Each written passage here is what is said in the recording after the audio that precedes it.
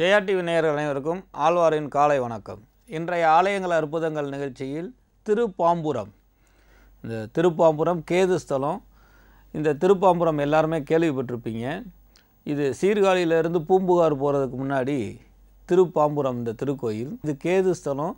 இந்த கேதுக்கு உள்ளதை போய் பிரதி பண்ணணும், ஜாதகத்தில் கேது சரியில்லாட்டினா இது போய் பண்ணணும். இது எல்லாமே நம்ம கேள்விப்பட்டக்கூடிய விஷயம். இந்த ஆலய அற்புதங்கள் நிகழ்ச்சியில் கேது ஸ்தலத்தை ஏன் பிரதானமாக எடுத்து சொல்கிறோம், இதில் என்ன அதிசயம் அற்புதம் அப்படின்னா, பொதுவாக ஒரு ஜாதகத்தில் கேது தசை நடந்தால் திருமணம் பண்ணக்கூடாது, அது சரியாக வராது அப்படின்னு ஒரு ஜாதகத்தில் ஒரு சில விஷயங்கள் இருக்குது. அது கடவுள் ரொம்ப இனிமையானவன். ஒரு சில ஆப்ஷன்ஸ் வச்சுருக்கிறான். கேது தசை நடக்குது, இப்போ பொண்ணே கிடைக்க மாட்டேங்குது, அதில் எங்கிட்டு கிரகத்தை பார்க்குறது, ஐயரை பார்க்குறதுன்னு இன்னொரு பழமொழியும் ஓடிக்கொண்டு இருக்கிறது.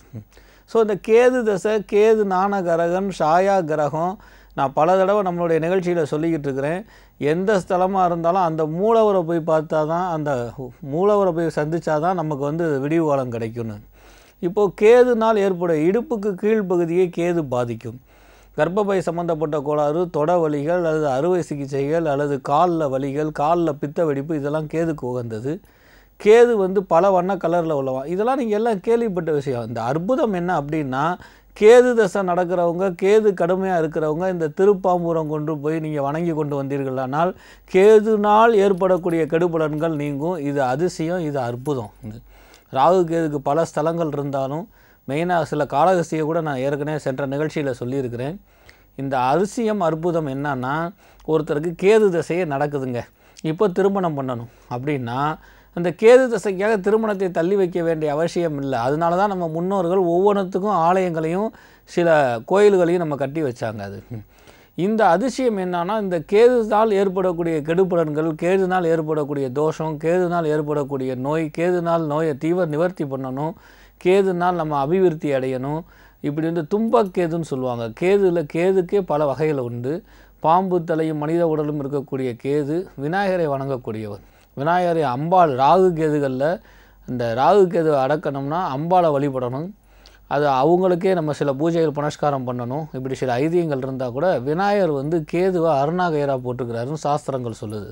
அப்பேற்பட்ட கேது கெடுபலனை கொடுக்கும் பொழுது அந்த கேதுனால, கேது தசைனாலவோ அல்லது கேதுனாலேயே இருக்கக்கூடியதை ஒரு ஜாதக ரீதியாகவோ அல்லது நம்ம உள்ள ரீதியாகவோ, சில பேர்த்துக்கு ஜாதகங்களே இல்லாமல் கெடுபலன் நடக்குது, அது சர்ப்ப கிரகத்தினால் கேதுனால் இருக்குன்னு நினைக்கிறவங்க கூட இந்த திருப்பாம்புரம் கேது ஸ்தலத்துக்கு போய் அதுக்குண்டான கேது பிரதி பண்ணி அந்த ஆலயத்தில் இருக்கக்கூடிய அங்கே குளித்து அங்கே வணங்கி அந்த கேது பகவானை அரை நாள், சில நாளிகை கோயிலில் இருக்கணும், சில நாட்கள் இருக்கணும், சில விதிகள்லாம் இருக்குது. அந்த கேது இருந்தால் கேது நாணகரகன், பக்தி மார்க்கத்துக்கு அதிபதியானவன் கேது பகவான். இந்த கேது பகவான், ஆகா நீ என்னையே சரணடைஞ்சிட்டியா, உனக்கு எவ்வளோ கஷ்டம் இருக்கிறா, போ விடுதலை அடைக்கிறேன், உடனடி சடனாக நிவர்த்தி கொடுக்கக்கூடியது தான் திருப்பாம்புரம்னு பேர். இனி வருங்காலங்களில் ஜாதகத்தில் கேது திசையோ அல்லது கேதுனால் கெடுபலன் வந்தால் அது ஜாதகத்துக்கு உடனே நீங்கள் சென்று வழிபடக்கூடிய இடம் திருப்பாம்புரம் கேது ஸ்தலம்.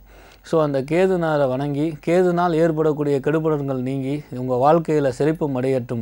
இனி ஒரு வாழ்க்கையில் திருமணமும் தள்ளி போகக்கூடாது, பொண்ணு கிடைக்கிறது நிகழ்ச்சியே வரக்கூடாது, அது எந்த திசையாக இருந்தாலும் கேது திசைனால் தடங்கள் வரக்கூடாது என்றவங்க அனைவரும் தயவு கூர்ந்து திருப்பாம்புரம் சென்று அந்த கேதுவை வணங்கி வாருங்கள். உங்களுக்கு சீரும் சிறப்புமான வாழ்க்கை அமையும். உங்களிடமிருந்து விடைபெறுவது திருவண்ணாமலை ஜோசியர் டி ஆனந்தாழ்வார், திருப்புவனம் கோரக்கநாதர் அடிமை. வணக்கம்.